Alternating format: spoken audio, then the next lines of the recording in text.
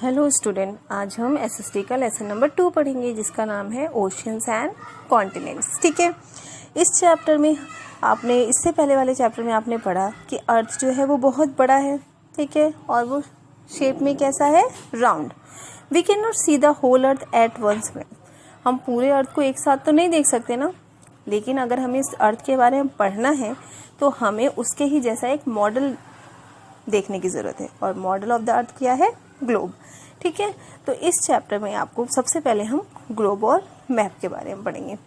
ठीक है, आपको पता है ग्लोब जो होता है वो भी शेप लाइक अ बॉल, बिल्कुल बॉल की तरह होता है, और बिल्कुल वो अर्थ की तरह ही रोटेट भी करता है, जैसे कि आपने रोटेशन पढ़ा था, तो जिससे कि हमें अर्थ को समझने में हेल्प मिलती है। लेकिन दूसरी जगह अगर आप मैप को देखें तो मैप क्या है? मैप जो है वो ड्राइंग ऑफ द अर्थ है, लेकिन ये फ्लैट सरफेस पे है, क्योंकि आपने अर्थ ग्लोब को देखा वो बॉल की तरह है, 3D शेप में, लेकिन मैप जो होता है वो फ्लैट सरफेस पे होता है। और मैप कई तरह के होते हैं, बिग भी होता है, स्मॉल भी होता है। ठीक है, तो अब हम इस चैप्टर में पढ़ेंगे। आपको मैंने बताया कि model of the earth globe कहलाता है, और ये डिफरेंट प्लेसेस को हमें शो करता है। लेकिन क्या ग्लोब पूरा अर्थ दिखाता है? नो, ये सिर्फ हमें उसकी इंफॉर्मेशन देता है। ठीक है, लेकिन इस लिमिटेड इंफॉर्मेशन होती है, ये पूरे ग्लोब के बारे में एग्जैक्ट उसके एरिया के बारे में नहीं बता सकता। मैप आप देखते हो ट्रैवल करने के लिए यूज़ करते हैं हम। ठीक है, एक जगह से दूसरी जगह जाने के लिए हमें पता तो होना चाहिए कि कौन सी जगह किस जगह। इन स्कूल, आप स्कूल्स में मैप के बारे में पढ़ते हो, डेली लाइफ में। ठीक है, और मैप जो होते हैं वो या तो बिग भी हो सकते हैं और छोटे भी, स्मॉल भी हो सकते हैं, जिनका हम अलग अलग तरीक़ों से यूज़ कर सकते हैं। हम बड़े मैप्स को वॉल पे हैंग भी कर सकते हैं। अब a book of small maps is called an Atlas. एक बुक जिसमें सारे मैप्स होते हैं उनको हम बोलते हैं एटलस। अब आपको सबसे पहले इन ग्लोब और मैप को समझने के लिए डायरेक्शंस पता होना चाहिए। तो हमारे 4 मेन डायरेक्शंस होते हैं, नॉर्थ, साउथ, ईस्ट, वेस्ट। ये हमारे 4 मेन डायरेक्शंस होते हैं। इसको समझने के लिए आप देखो, आपके सर के ऊपर हो गया नॉर्थ, साउथ, इस हैंड में आपका हो गया ईस्ट, एंड इधर हो गया आपका वेस्ट। और ये डायरेक्शन ही हमें हेल्प करते हैं मैप पे प्लेसेस को लोकेट करने में। अब ज्योग्राफी में हम इसके बारे में पढ़ते हैं। अब हमारा आता है कॉन्टिनेंट्स।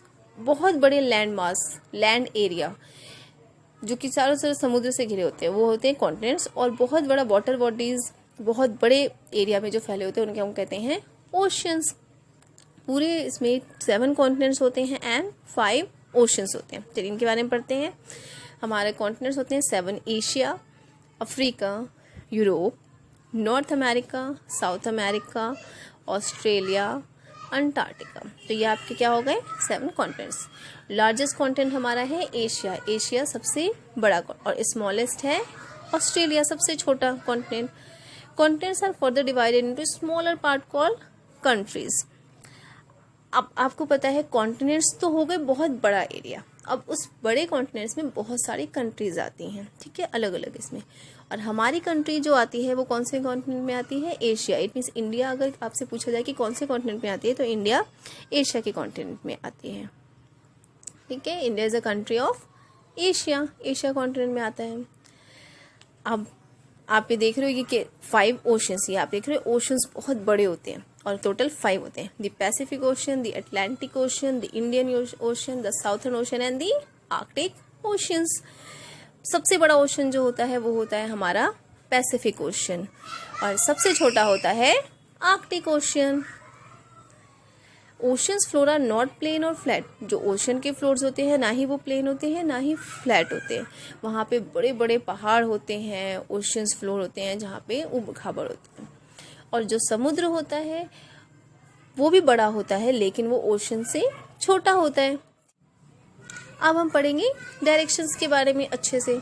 आपने 4 मेन डायरेक्शंस तो पढ़ा, नॉर्थ, साउथ,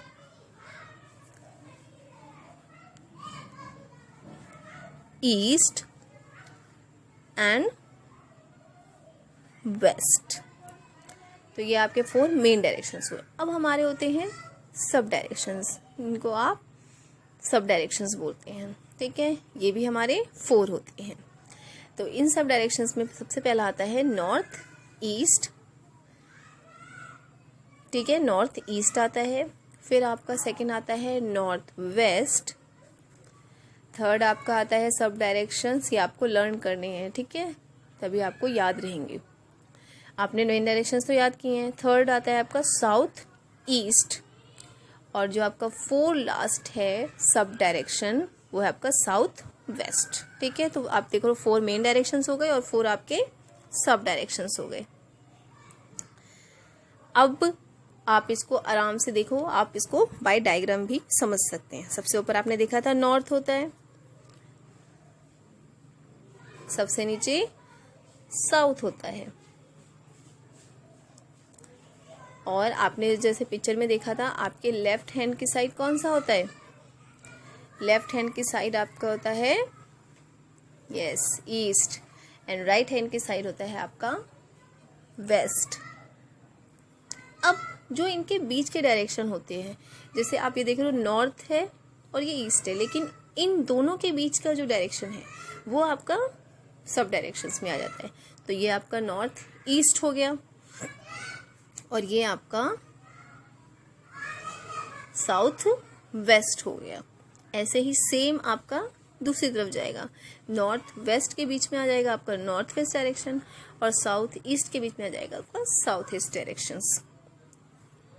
यस, ये आपका नॉर्थ वेस्ट डायरेक्शन हो गया और ये आपका साउथ ईस्ट डायरेक्शन हो गया। ठीक है, अब आपने चैप्टर तो पढ़ा, अब आपने इसमें और भी पढ़ा होगा कि हम डायरेक्शंस को, जब पहले के ज़माने में लोग जाते थे, नाविक होते थे या जो भी एक जगह से दूसरी जगह जाते थे, उनके पास कोई मैप नहीं होता था, कोई ग्लोब नहीं होता था, उनके पास कोई बड़े बड़े इक्विपमेंट नहीं होते थे, तो वो कैसे पता लगाते थे किस दिशा में कौन सा है?